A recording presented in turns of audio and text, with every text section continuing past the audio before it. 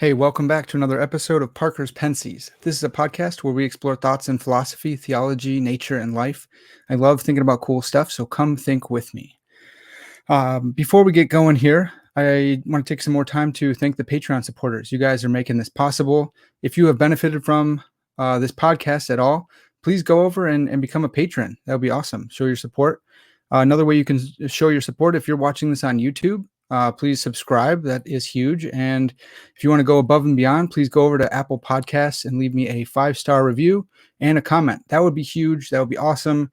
You guys are the best. So without further ado, let's get into the discussion today. Today, I have with me another very, very special guest. I have with me Dr. William Hasker, and if you know that name at all, you know this guy's a legend. A little bit nervous for this one, but let's just bring him in and get started. Dr. Hasker, thanks so much for coming on the podcast. You're welcome. It's a pleasure.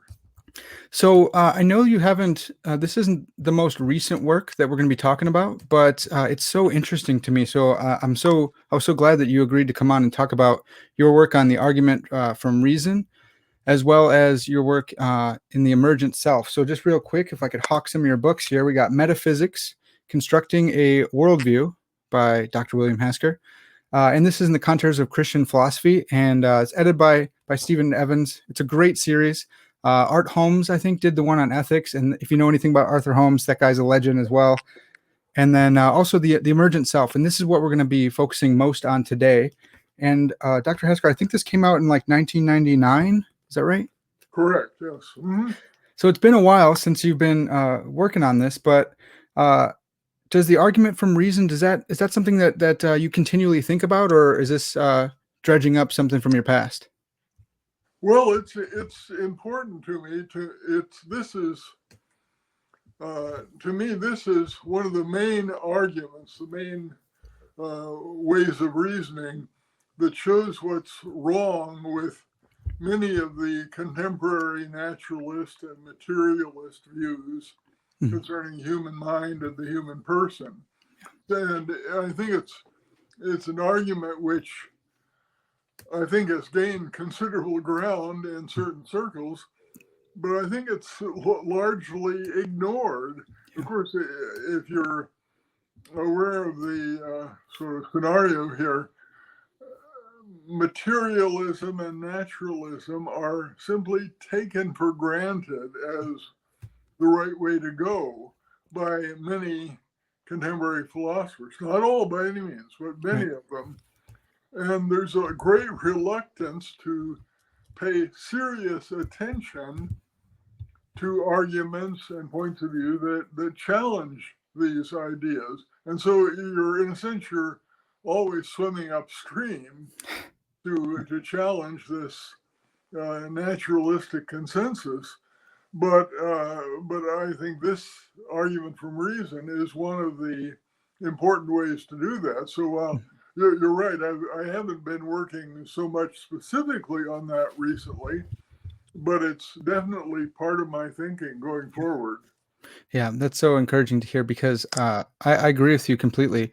And I do think this is a very important argument. And the way that you have described it, the way that you've said it ought to go is very important as well. So before we jump into the specifics, do you remember when you first came upon this argument? Do you know who first proposed it, that you were reading, or where you heard it? Well, like many other people, I think I first encountered it in C.S. Lewis' work.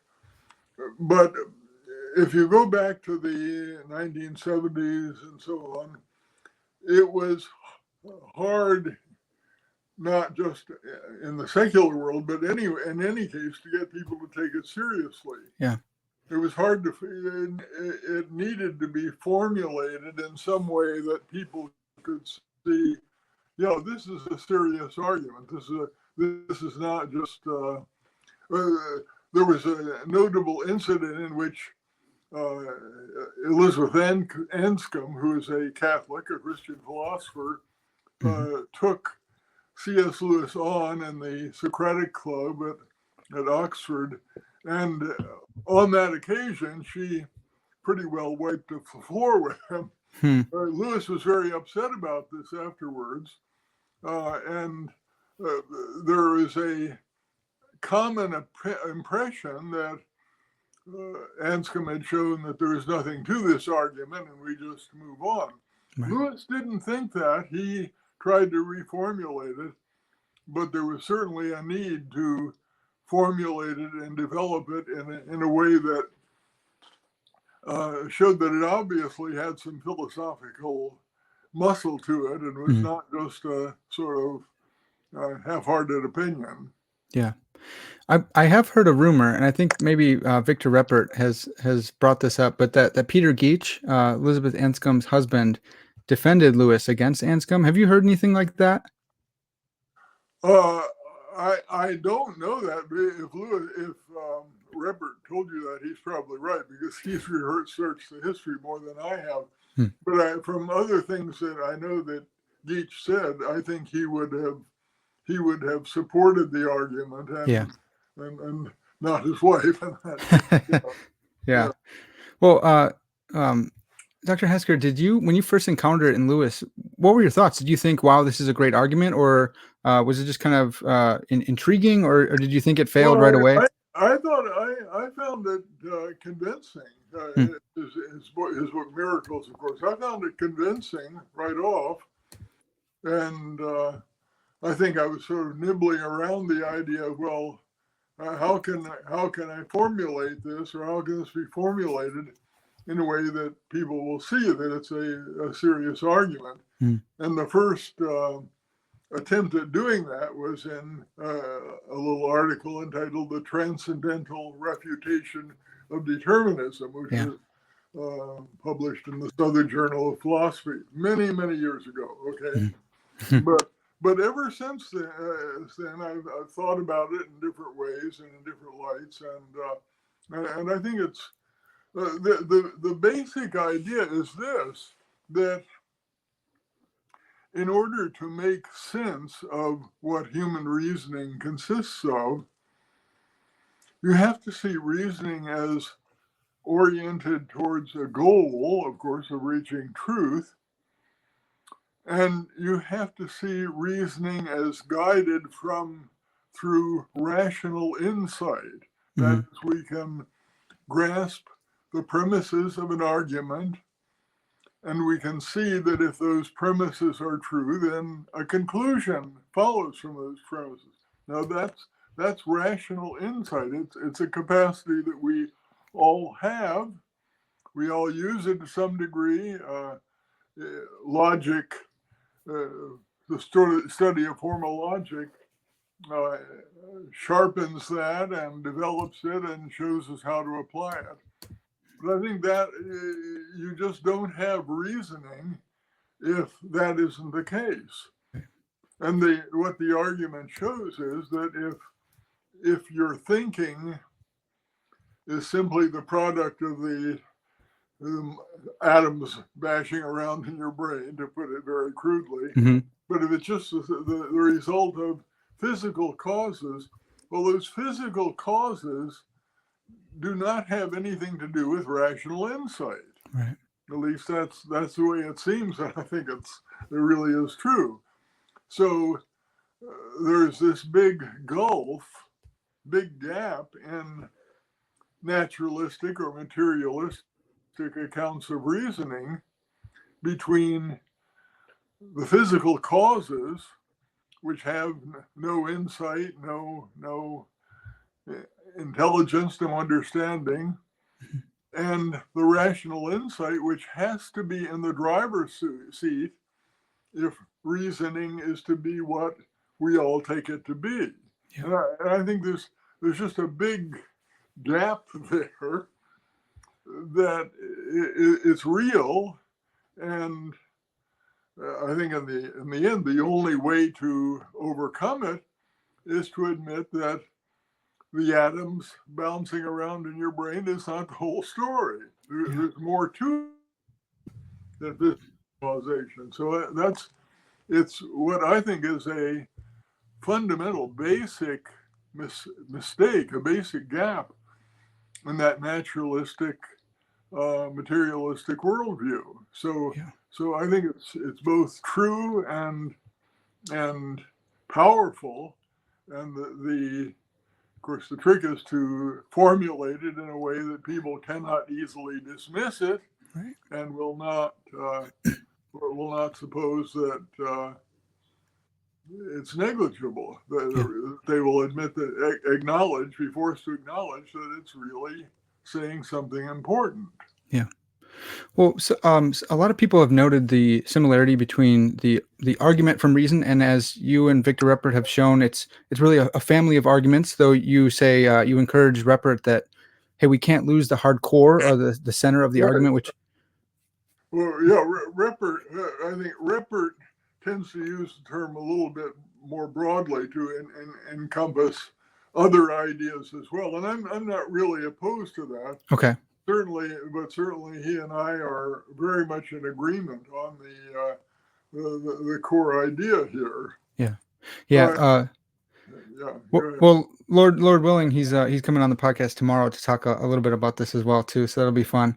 But when you think about planning a evolutionary argument against naturalism, people have said it's a subset or it's a related argument. How do you think of planning as EAAN in comparison to the argument from reason? Is it related? Is it a subset?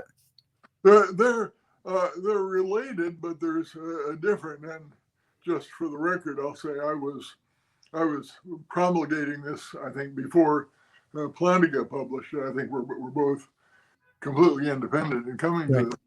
Right. But a core idea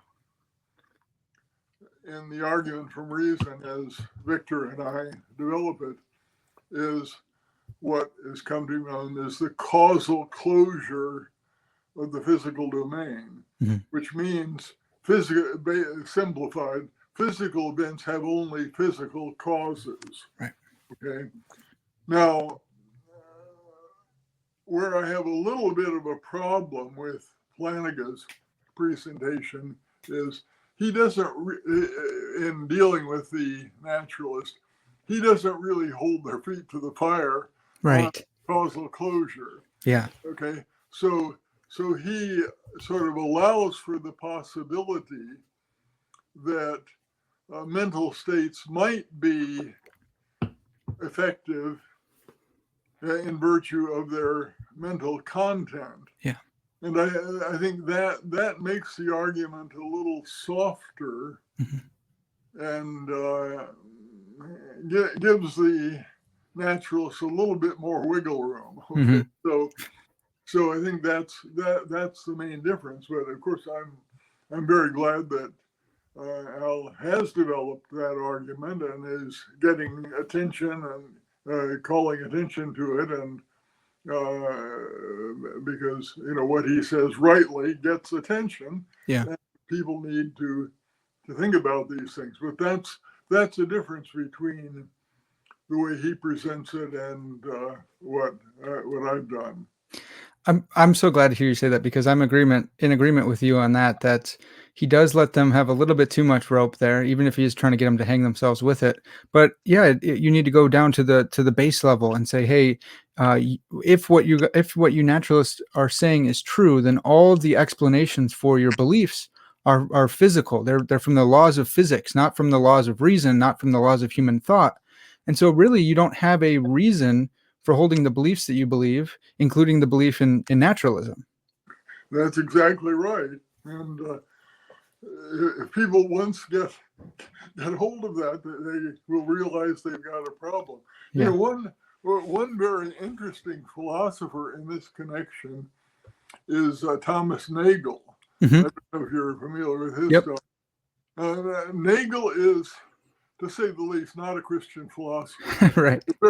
He's a very outspoken atheist. In fact, he lays out, he says, I don't want there to be a God. I don't want the world to be like that. Yeah, his most famous quote, probably.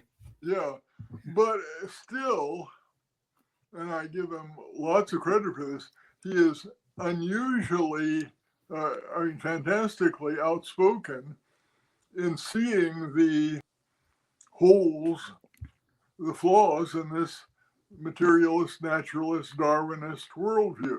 Mm-hmm. He thinks it's rather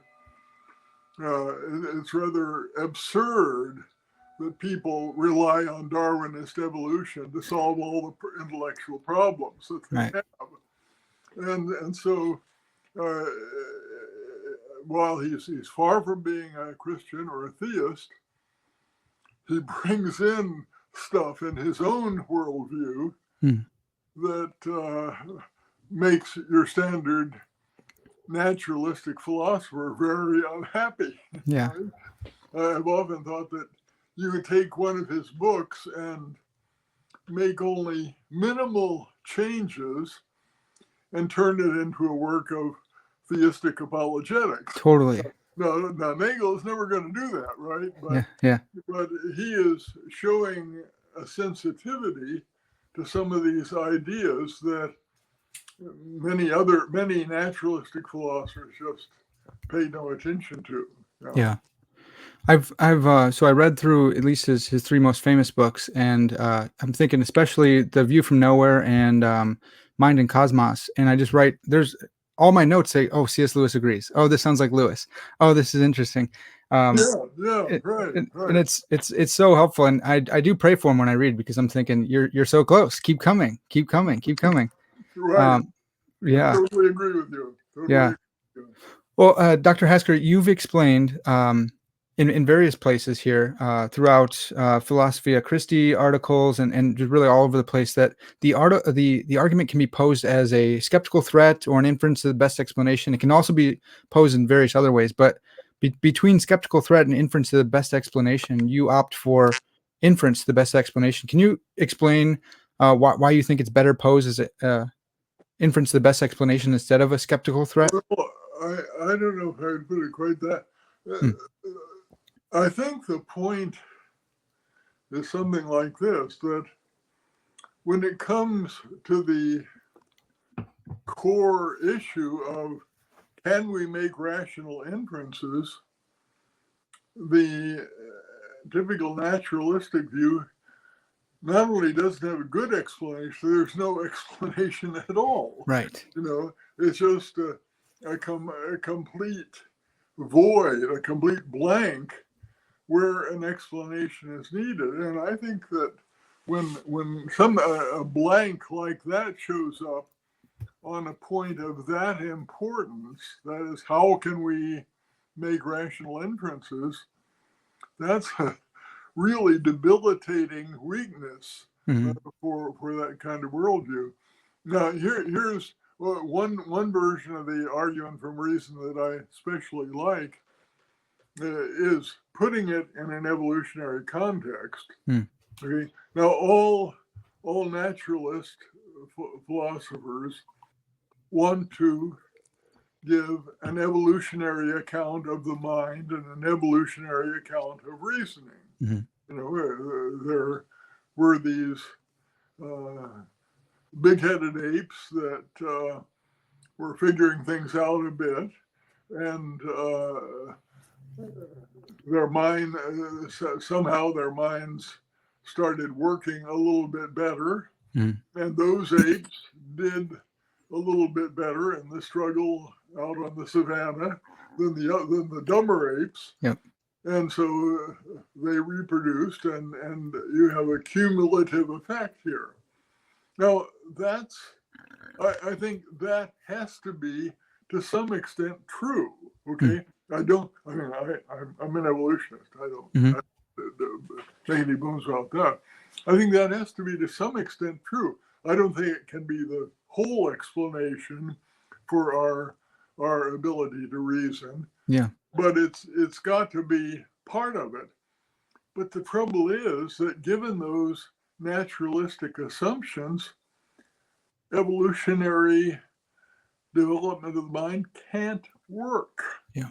And the reason it can't work is that the mental states of these apes don't have any causal effects. Here's an example that I've used. Suppose you have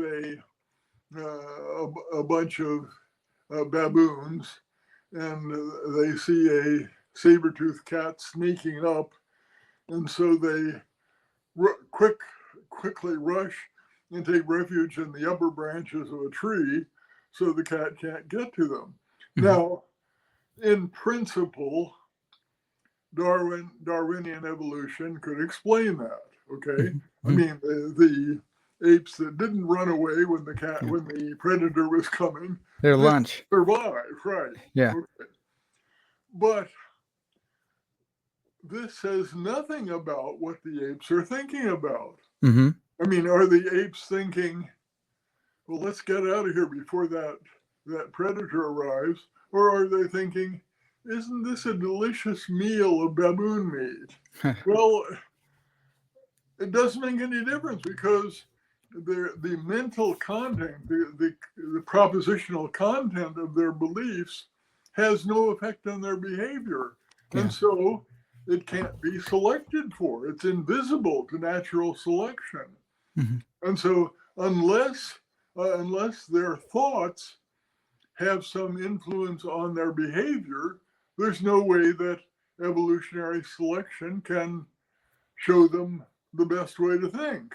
Yeah. Or can select them to think better. So I think it's really ironic that a materialist theory of evolution shows that a materialist theory of reasoning can't do the job. Yeah. But it seems to me that that's the case. Yeah. So I think Now, that's a really interesting variation of the argument from reason. well, Dr. Hasker, would you call that one a skeptical threat then? Well, I think it's a skeptical threat. I Yeah. mean, if you well, okay, everybody uses reasoning. You know, Christians use it, atheists use it, even Zen Buddhists use it, but Mhm. sparingly. Okay, everybody uses reason. We're not trying to get anybody to give up using reasoning. Right. But what that argument shows is if you hold certain materialist views about the nature of the mind and the nature of thinking, you are unable to justify the reasoning that you Right. use. There's no way of accounting for your reasoning that makes good sense Mhm. and that explains how it's possible. So, in that sense, it is a skeptical threat, I think. Yeah. Well, and this is why I like your work so much. I read several times the Transcendental Refutation of Determinism because you say just flat out, hey, this is a transcendental argument in a roughly Kantian sense. And I love that you do that. So I came into theology and philosophy apologetics through like Van Til, Cornelius Van Til, and just thinking about transcendental arguments. And I was kind of frustrated that I didn't see a whole lot of transcendental arguments in that literature. And so I would search for that word, transcendental argument, everywhere. And I found your work. And as I was reading C.S. Lewis as well, and I thought, Lewis kind of seems like he's doing what Van Til wanted to do in the transcendental argument. And then I saw you say the same thing. And so I was really encouraged by that. And I think that's the most exciting way to take it, to say reason is this given of human experience that you cannot deny, because in order to deny reason, you have to use reason.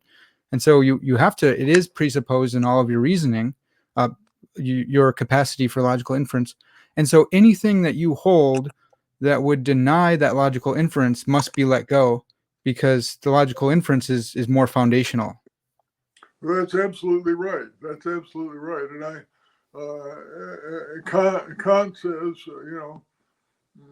this is the way we think.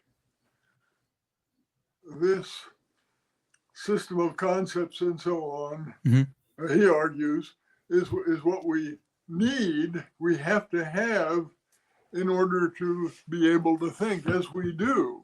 Yeah. I'm not making a case for Kant's philosophy overall, but I think that's the way it is, certainly with reason here.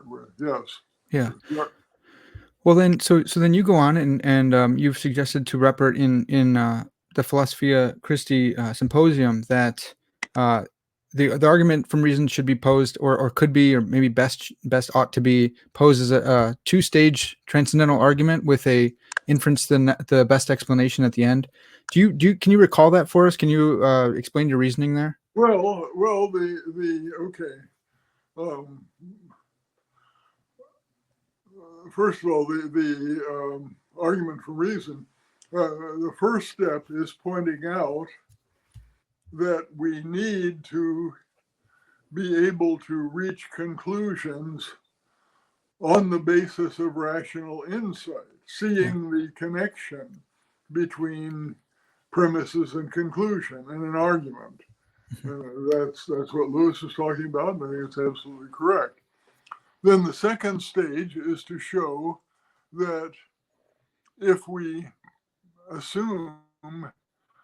make these naturalistic assumptions, that our thinking is completely determined by the atoms bouncing around, or that sort of thing, right? Then it can't be the case that we draw conclusions on the basis of rational insight.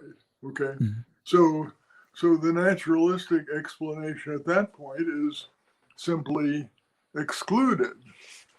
Then the third stage, as I suggested at that point, is to suggest theism as the best explanation. That is, we could say, how is it that we have this capacity for rational insight, and of course the capacity for moral awareness and other things and so.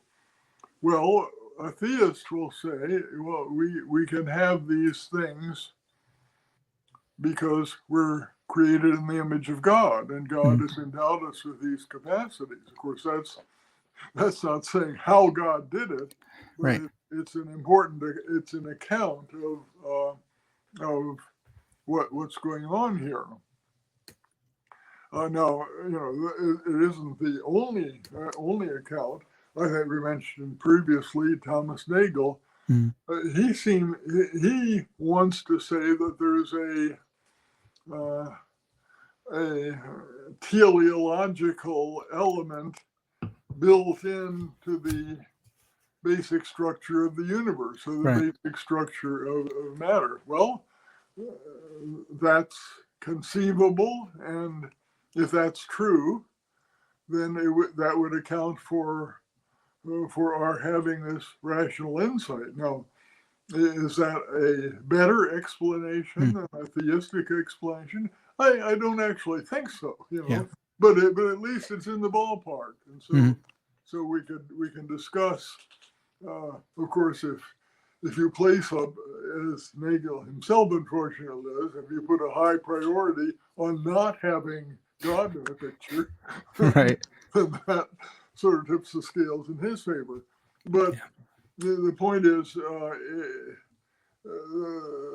there you can have an argument about the best explanation, because you do have competing explanations. Yeah.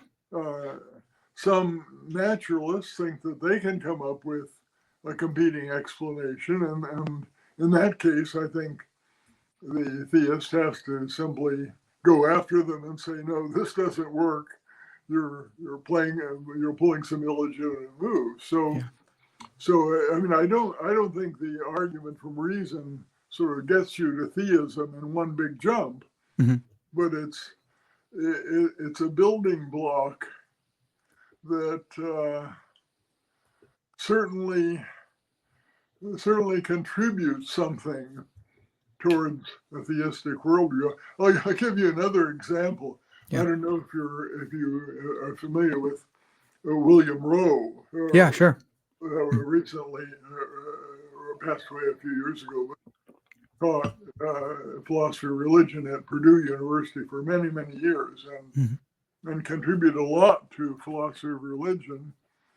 But I sometimes thought that Bill Rowe had a pretty nice theistic worldview, with one fairly important omission. He's an atheist. Yeah, right.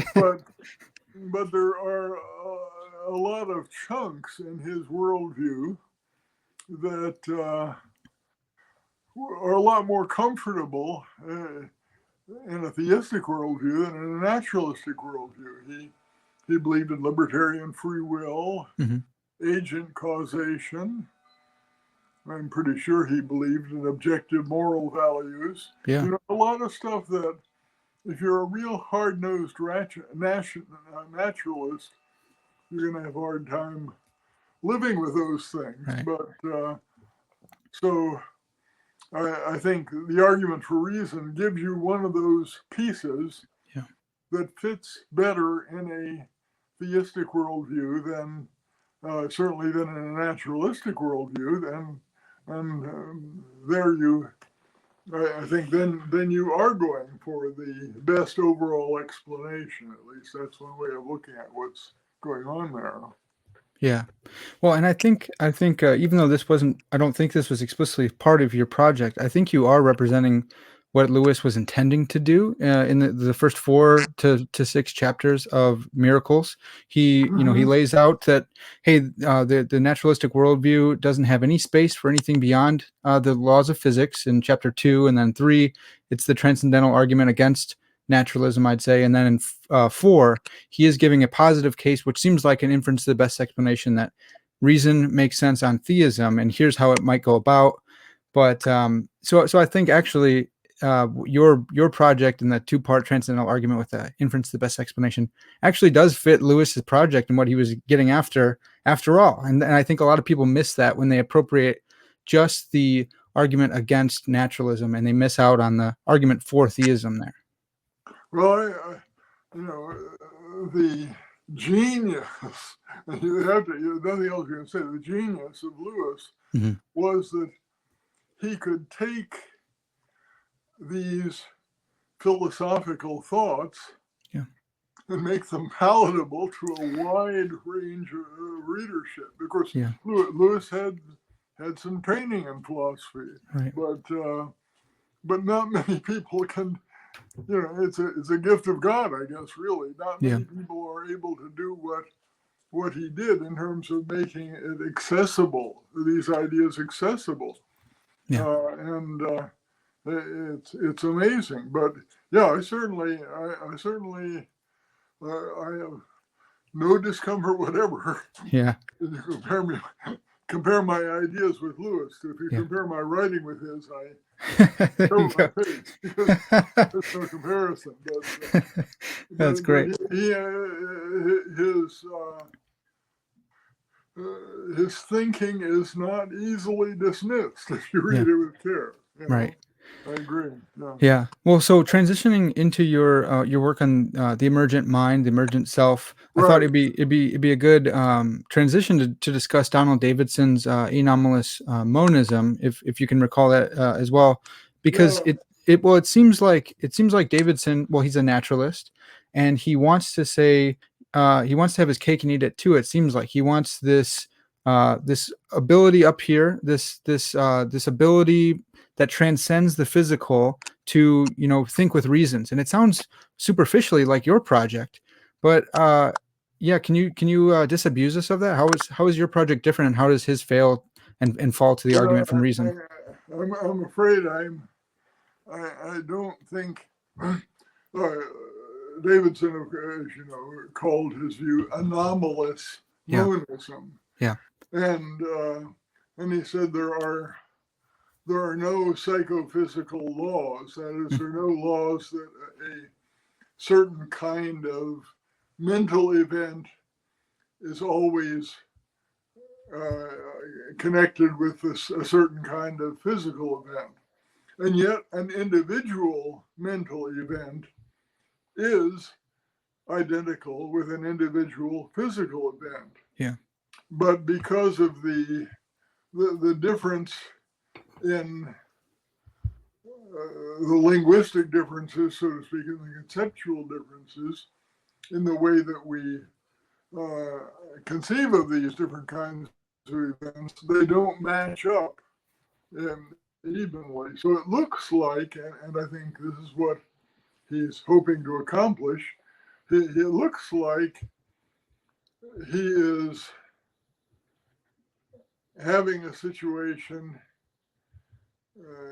in which the mental has a certain kind of independence, or at least, it's sort of not that overly tightly connected with Right. the physical realm. But as you anticipate, it doesn't work. I don't think it works. Yeah. Okay. Because at least as I understand it, and I'm not a big scholar of Davidson, but I think he still accepts the three core assumptions of naturalism on which the argument from reason is based. One of these is, the first of these is what I call mechanism. Mm-hmm. And the basic idea here is that the basic laws and forces of physics have nothing to do with purpose or goals or objectives. Okay? As our friend Victor Ruppert once said, the rocks in an avalanche do not go where they go because it would be a good idea for them to go there. Okay. Right. Good ideas, purposes have nothing to do with it. Okay. And I think that has the advantage of being true not only of our present physical sciences, but any physics we can imagine in the futures. Yeah. The science that threw that out would no longer be physics as we know it. Mm-hmm. Now, Aristotle's physics did have goals. It had final causes. That's been gone for hundreds of years. Right. Okay, so that's one. Is the physical is mechanistic. Number two is the causal closure of the physical, which means there are no non-physical causes that produce physical effects. Mm-hmm. Nothing non-physical acts upon the physical realm to make it go differently than if there were not that non-physical cause. Yeah. Okay, and that's a core dogma, and for Davidson, all causation involves strict laws, and you only have strict laws in the physical realm. Yeah. Okay. Then the third assumption is that the mental supervenes on the physical, which means you can't have two different mental states matching the same identical physical state. Mm-hmm. If you have a change in the mental state, there has to be a change in the physical state. Davidson embraces that. Well, if you have those three assumptions, then you're set up. You're right in the crosshairs for the argument from reason. So I'm sorry to say that I don't think Davidson escaped from that at all. Yeah. I mean, but incredibly more to be said about Davidson than that. Sure. But Sure. that's a quickie. Well, I think you're right, and I think you did a great job in pointing out that he still holds those three tenets. When it comes to so you've argued forcefully against the causal closure of the physical. When you say that the physical is not closed, I guess we could say the physical is open. Like what does that mean? What does it mean that the physical is not closed? Well, it means that the physical realm, and primarily, I think we're talking about processes in our brains and in our brains, that it's open to being influenced by our mental processes. Okay, like so, if I see that saber-toothed cat down in the ravine, moving around in a surreptitious way, I say to myself, hey, that guy is looking at me. I got to get out of here. And that makes things happen differently in my brain than if I didn't have that thought. Okay? Yeah. And the thing as in an explicit process of reasoning, I see the premises of an argument, and I say, oh, well, if that's true, then so, and that makes something happen in my brain that wouldn't happen otherwise. Okay, so there's an openness at this point, at least, of physical events to non-physical causes. And of course, if that's the case, then my thinking that that predator is dangerous does have a selective advantage, because it tells me I better get out of there. Yeah. So yeah, it means that the physical domain is not a totally closed system. Yeah. Now, people say, well, we have no evidence for this. We have incredibly poor evidence for the fine details of what's going on inside of our brains. We don't know what physical processes are needed barely for consciousness. Right. That's not known. You know, it's a continuing argument that's been going on for decades. Right. You know? It's not the pineal gland, Dr. Hasker? What's that? It's not the pineal gland after all? Well, it could be, probably not. Yeah, probably not. But Yeah. I mean, Descartes was very ignorant at that point, but so are we still. Right. You know, it's striking there. We're learning so much, and that's it's great that we're learning it. So, but there's so much we don't know. So that we have not learned. So while we cannot show empirically that thoughts have a physical effect in our brain, we absolutely can't show that they don't. Yeah. Right? And I think the arguments we're talking about gives us very good reason to believe that our thoughts do have physical effects in the brain. Yeah. Now, if you want to go beyond that and talk about psychokinesis and lifting a book off of the table by mind power, that's a different thing. I'm not entirely a skeptic about that either, but I've never been able to do it. So. Yeah. Well, if you can't do it, then the rest of us are not going to do it either. Yeah, maybe somebody can, but yeah, right, yeah, but I mean, what we're talking about is mind-body interaction. You know?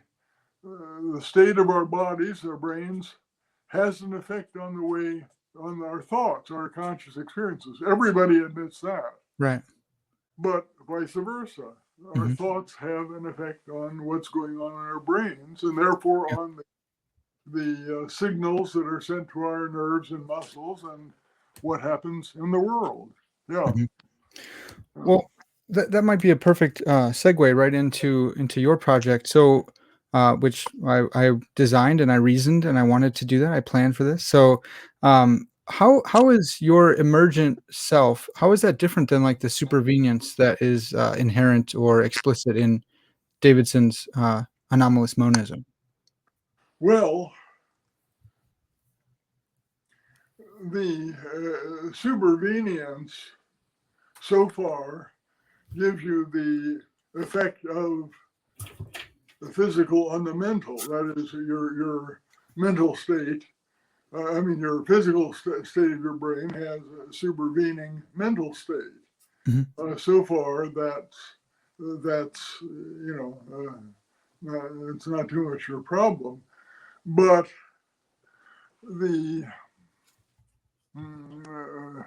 what I want to argue for, and what dualists have believed, I guess, forever, is that your mental state also influences your physical state, and in this case, the state of your brain. So it's a two-way interaction, and not simply that your mind or your mental state is a reflection of your physical state. So, Yeah. so it's you might say it's evening the score between the mental and the physical in a sense. Yeah. Yeah. Yeah. Well, Dr. Hasker, is your emergent dualism, is that a full-blown substance dualism, or is it more of is it a property dualism?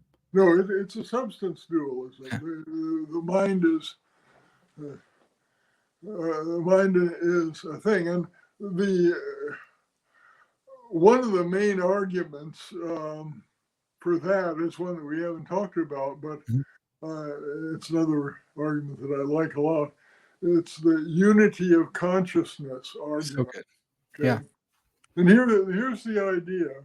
I mean, well, Leibniz put it very nicely. Mhm. He said, suppose you have a machine that can think. Okay, this is the materialistic theory, which he is refuting.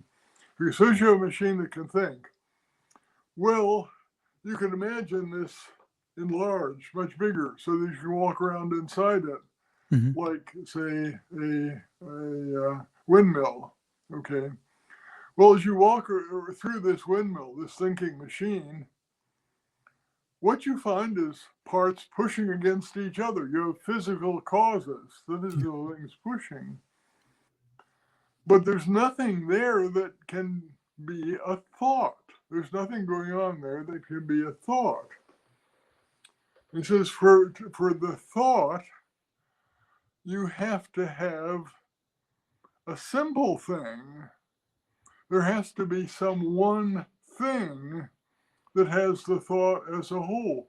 Just Yeah. like right now, I'm looking at your picture on my screen here, and okay, you have some, dark hair, you have some impressive mustaches, Thank you. eyebrows, and your teeth are white, and so on and so forth. But it's not like there's one bit of me that sees your Yeah. eyebrow, and another bit that sees your mustache, and another bit that sees. There has to be one thing Mhm. that grasps that whole picture of you at once. And Yeah. also, it sees the picture of myself beside you and all the other stuff that's around here. So there has to be a single thing that is doing the experiencing. You can't break up the experience and assign each bit to some one little bit of your brain. That Mhm. doesn't work, As I've sometimes told students, it's like you gave an exam to your class, and there were 20 students. Each of them got one question right on the exam. Mhm. Yeah. He said, "Sorry, guys, you all blew it." And somebody said, "Well, look, we got all the questions right. What more do you want?" Well, that doesn't do it. Okay, Mhm. there has to be some one person who had all of this information, and there has to be some one thing, one entity that has all of this experience that I'm not now having, Yeah. and and that is the mind or soul, the mental substance Yeah. that is, I say, generated or produced by the brain, but it's not identical with the brain. Now Yeah. that's a whole different argument than the argument from reason. Yeah. But I think it's a very important argument, and I think it's a good argument. Yeah, I think it's very good too, and my reading of Kant prepared me to see that in your work. Kant calls it the transcendental unity of apperception, I think, and Mm-hmm. it's the unity of consciousness argument that it's been come to know now, and then my friend Brandon Rickabaugh is working on the phenomenal unity or the unity of phenomenal consciousness as well, and taking it even further. Um, Dr. Hasker, I totally agree with you. We need to have this subject who experiences things as a unity, and it's a philosophy of mind version of the binding problem in neuroscience, I'd say. Um, It is related to that. In neuroscience, the question is what you have all this stuff going on in the brain, in different parts of the brain, Mm. and what pulls it all together. Right. Right. And it may be that as you know, what they find out, I mean, people have looked for this. Right. Where is this place in your head that all of this information comes together? And they come up with a blank. There doesn't seem to be any answer to that. Right. So maybe that what is going to pull it together, or what's going to unify it in experience, has to be the conscious mind. Yeah. I think that's probably right. So yes, that's a very definite sort of empirical example of this issue. Yeah.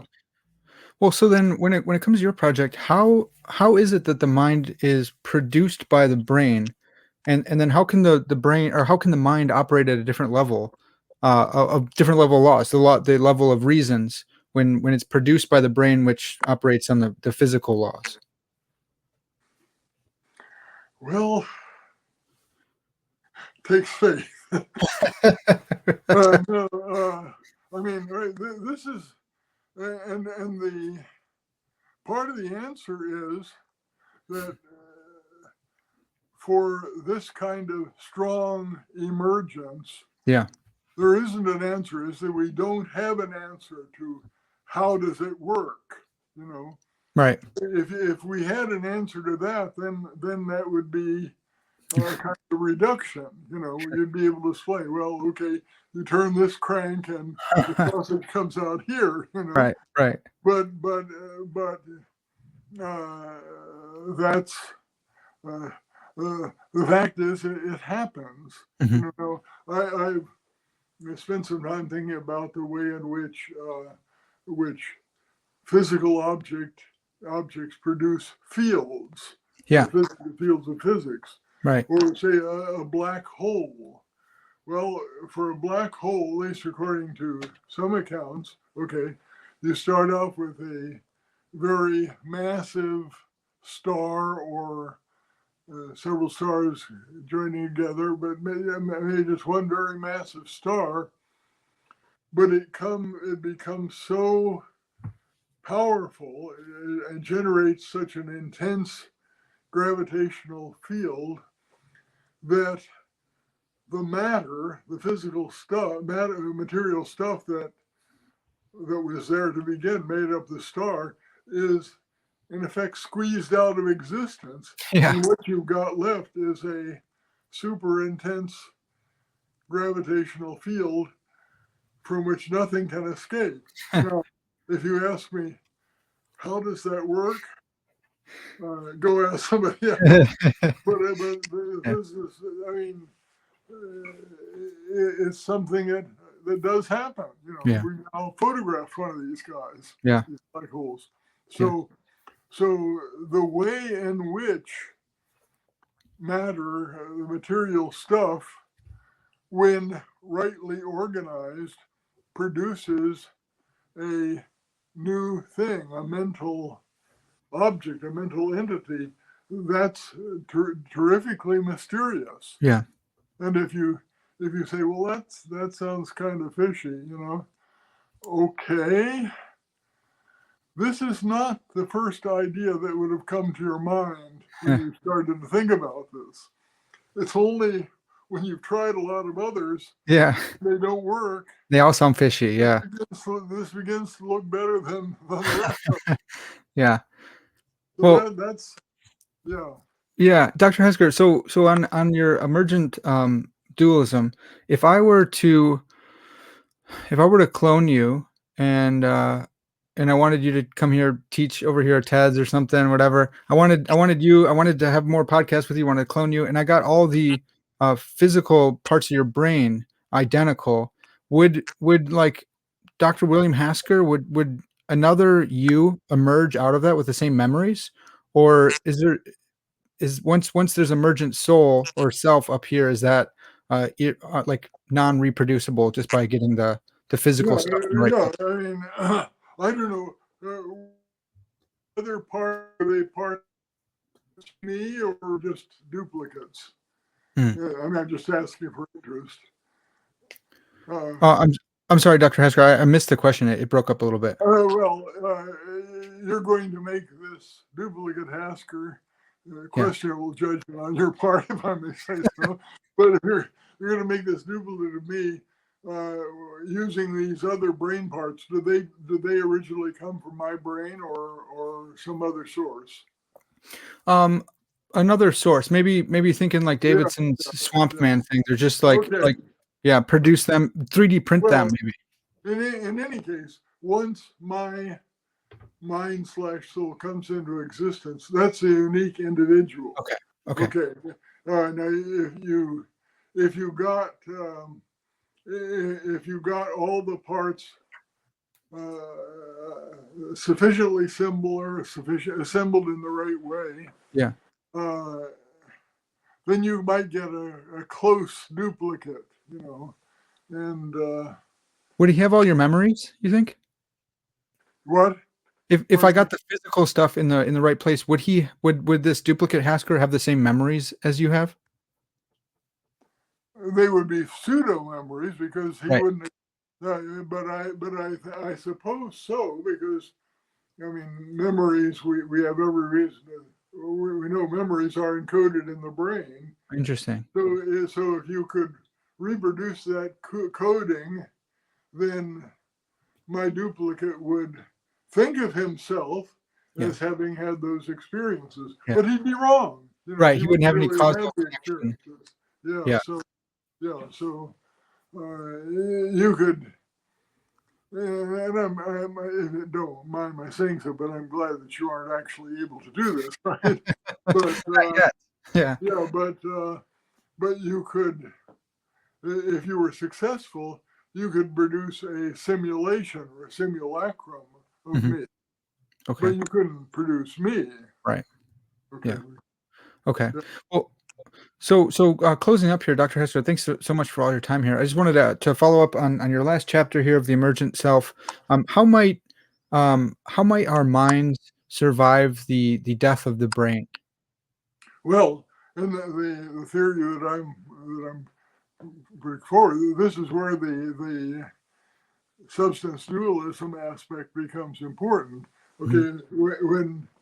Okay, when my well, sorry, back up. Mhm. The important thing is that the mind/soul is a new thing, a new substance. It's Yeah. distinct from the mind that generates it. Mhm. And here is where another place where it has an advantage over quote Christian materialist views. Okay, Yeah. there really is an emergent soul distinct from the brain and body.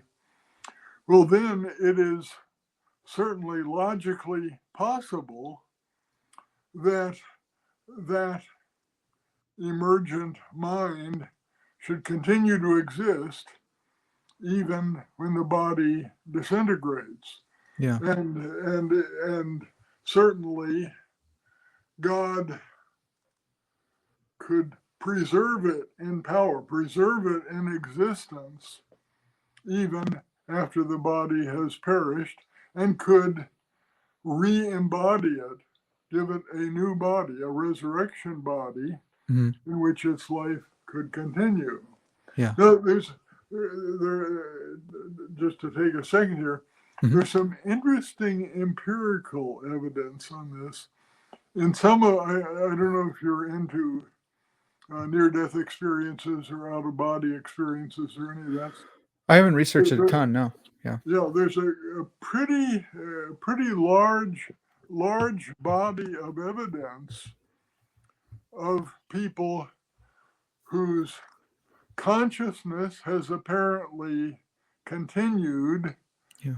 and they have been aware of things and learned things during periods when the normal physical functions, brain functions that sustain conscious life under ordinary circumstances Yeah. are not functioning. Right. And so if those incidents are verified, and there are a lot of them, there's a lot of evidence, those instances are verified, then that would be the evidence that the mind, soul, is capable, or it's possible for it to go on functioning at least for short periods of time, Yeah. without the normal bodily support. Now, I don't want to lean too heavily on this. Right. And the rest of what I want to say about the emergent self does not depend on it, but I think it's very suggestive, to say the least. Yeah. Yeah, I think you're right. I think I love the way you're thinking about it too, that you don't want to lean super heavily, but it is really interesting, and it's an important point to think about. Yeah, that's good. Actually, I'm sorry, I'm going to ask one last question, Dr. Hasker. Do you give a time period for when the mind or soul first emerges? Is there, do you think like the first trimester, or is that just totally speculation outside Well, your? yeah, I mean, it would be sometime during the gestation of the embryo, fetus, and so on. Okay. I wouldn't like to, pin that down. Right. It doesn't strike me as especially plausible that it's there from the moment of conception. Okay. You have no nervous system, no brain, or nothing. So, but I'm not going to give you a calendar and tell you when it's going to happen. Sure. Yeah, there might be a Sorites paradox or something there too. Well, Dr. Hasker, this has been seriously an honor for me. I love your work. I love especially your use of transcendental language, and your the way you reason, the things that you think about, I think are so interesting. Your work in the Trinity is really interesting as well. So it's genuinely been an honor. Thanks so much for coming on my podcast. Well, it's been a pleasure. Yeah. Thank you for having me. Well, as we close out here, one last time, just a couple books I grabbed off the shelf. If you want to read more, hear more from Dr. Hasker, Metaphysics, Constructing a Worldview, The Emergent Self, and this is really what we were talking about today. He's got his stuff on the argument from reason in here, as well as The Emergent Self. So I definitely recommend these books. These are awesome. Lord willing, we can talk about this some other time, but for now, it's going to have to do it. This has been Parker's Pensées, and as always, all glory to God.